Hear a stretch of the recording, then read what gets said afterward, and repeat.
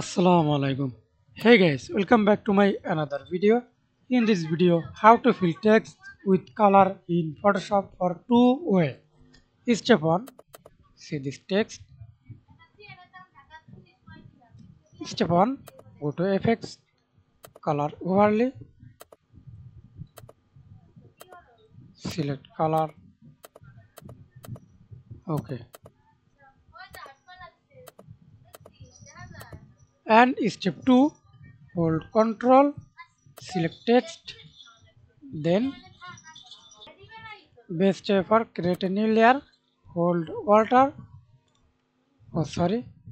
See this color, select color, white, then hold Alt, press backspace, hold Ctrl D. Thanks for watching video. Please subscribe to my channel, like, comment, share.